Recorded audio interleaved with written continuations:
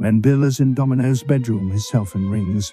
He puts his finger to his lips, motioning for her to be quiet, walks to the side of the room and answers his phone. Cut to Alice sitting alone at the kitchen table in their apartment, beside a television. She asks Bill how much longer he will be, and he lies to her, saying he's still at the Nuthenson residence. The movie playing on the television is Blume in Love, particularly relevant as it is about a divorce lawyer whose wife divorces him after catching him cheating. The movie's tagline, a love story for guys who cheat on their wives, could function as a subtitle for Eyes Wide Shut, too, although Bill doesn't fully cheat. So his tagline would more accurately be, a love story for guys who almost cheat on their wives. Blume in Love from 1973 is written and directed by Paul Mazursky, an early Kubrick collaborator. Before becoming a writer and director himself, Mazursky appeared as an actor in Kubrick's first feature film Fear and Desire in 1953, a title that also applies to Bill Harford. An anti-war film, Fear and Desire displays early warning signs of what later become common themes throughout Kubrick's filmography. Mazursky plays Sidney, a soldier who kills a local peasant girl while stranded in enemy territory. The movie disappeared after limited distribution because Kubrick was unhappy with it and discouraged its release, so Killer's Kiss was long considered Kubrick's first official feature-length film, until Fear and Desire was finally released on DVD and Blu-ray in 2012. The scene cuts back and forth between Bill at Domino's and Alice at home. Bill stands in Domino's bedroom beside a mirror on the right side of the screen. A fragment of his reflection is visible in the mirror, as is half of a mask that hangs on Domino's opposite wall. Behind him is a window with partially drawn Venetian blinds. Seen a moment earlier but now out of frame was Domino's television, turned off. We also just saw another mirror on Domino's wall opposite the one Bill is standing beside. Alice sits at the table with the television on the right side of the screen, and behind her glass cupboard doors, like a window. Alice's reflection flickers faintly on the TV screen, which is reflected on the cupboard window behind her. A reflection of a shadow on the screen. Back to Bill, where visible directly under the mirror is a book entitled Shadows on the Mirror. The television screen and mirror function as windows between the characters' environments, gateway positioned in the same place in relation to Bill and Alice in their respective surroundings. A husband attempting to cheat on his wife talks to her on the telephone while he's positioned beside a mirror. The wife talks to her husband on the telephone while she's positioned beside a television, which is playing a movie about a man trying to win his wife back after cheating on her. And that movie is made by Kubrick collaborator Paul Mazursky and features another actor Kubrick worked with, Lolita's Shelley Winters. Blume in Love alludes to Lolita, which is perhaps at least in part why Mazursky cast Winters, and is yet another example of how mediums of expression and communication in the movie. Telephones, notes, television screens, paintings, all function as messages for the audience, right there for all of us to see even if at first we do not. Eyes wide shut. Blume in Love has mirroring and duality themes of its own. Parts of the story take place in Venice, Italy, and parts in Venice and California. Eyes Wide Shut links to Venice, Italy, a historic merchant hub, in using traditional Venetian masks. Thomas Mann's novel Death in Venice from 1912 is about a man in his 50s who travels to Venice and becomes increasingly obsessed with a 14-year-old boy he meets there. So, while originally published over 40 years earlier, Death in Venice has obvious similarities to Lolita. Thomas Mann was, like his contemporary Arthur Schnitzler, influenced by Sigmund Freud and his views on dreams. Schnitzler was indeed regarded by Freud as his literary doppelganger. The particular Blume in Love scene that's shown in the movie is relevant too, as Julie Kearns observes in her shot-by-shot analysis. The camera pans right over a young blonde man who had been eyed earlier by a much older man and had spurned his glance, the scene an obvious reference to Death in Venice, in which a composer goes to Venice and falls in love with a preteen boy. Unlike Lolita, however, nothing happens between the pair in Death in Venice. Like nothing happens between Bill and any of his sexual prospects. Kubrick provides commentary about Eyes Wide Shut within the film itself, through the Blume in love scene showing characters alluding to Death in Venice, which connects to Lolita and back to Kubrick. With all its links to other creative works, the movie resonates on a metatextual level. Movies within movies, stories within stories.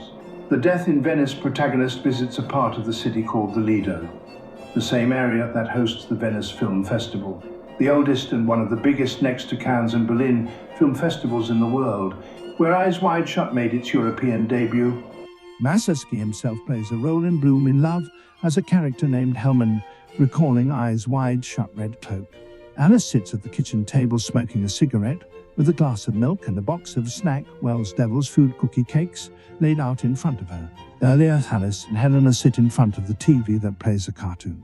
The Fright Before Christmas, the segment from 1979 Bugs Bunny Looney Christmas Tales, featuring the Tasmanian devil drinking milk and eating devil's food cake like Alice, masquerading in costume like Bill, and much Christmas imagery.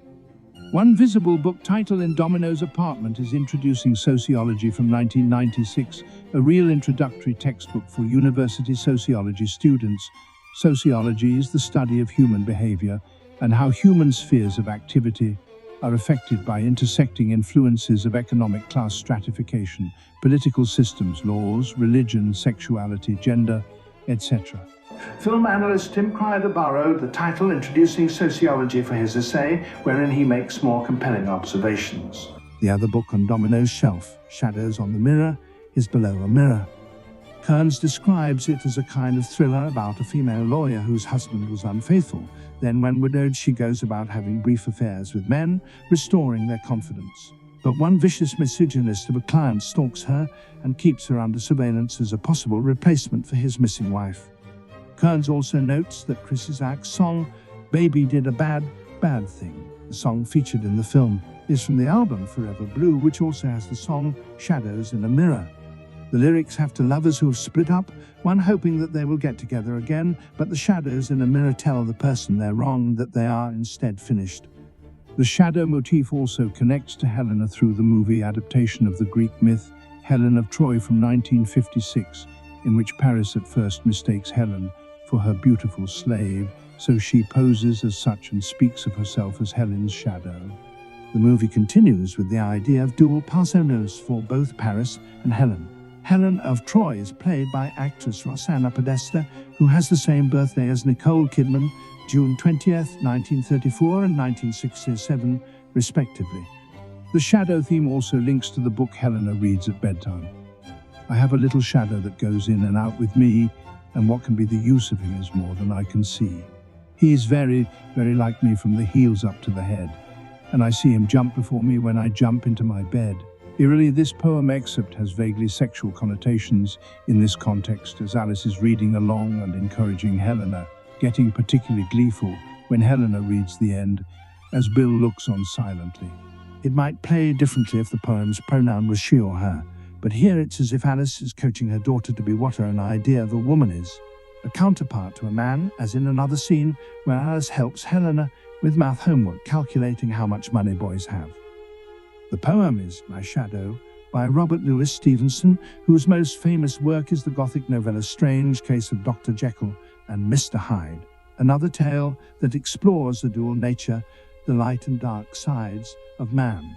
In Full Metal Jacket, when a colonel asks Private Joker why he wears a peace sign on his body armor yet has Born to Kill written on his combat helmet, Joker replies, I was trying to suggest something about the duality of man, the Jungian thing. Carl Jung was a one-time Freud collaborator, a psychoanalyst whose shadow theory relates to Freud's ideas about the id. In Jungian psychology, the shadow is a person's unknown dark side, personifying everything that the subject refuses to acknowledge about himself. Instinctive, irrational, and prone to psychological projections, the shadow embodies unconscious, sexual, animal impulses that often appear in dreams and visions. Jung says that when an individual makes an attempt to see his shadow, he becomes aware of and often ashamed of those qualities and impulses he denies in himself. Such things as egotism, unreal fantasies, schemes, and plots. Carelessness and cowardice, inordinate love of money and possessions. In relation to Dr. Jekyll and Mr. Hyde, Jung says it must be Jekyll, the conscious personality, who integrates the shadow, and not vice versa. Otherwise, the conscious becomes the slave of the autonomous shadow. As the process of integration continues, the libido leaves the bright upper world, sinks back into its own depths. Below, in the shadows of the unconscious, and emerging to the forefront is what was hidden under the mask, the shadow. There's been a lot of talk about Eyes Wide Shut as Freudian, but Jung's descriptions of the shadow apply stunningly well to the film. Note the character Carl, another of Bill's shadow projections pointing us to Carl Jung. Coincidentally, Carl Jung shares a birthday with Stanley Kubrick, July 26th, 1875 and 1928 respectively.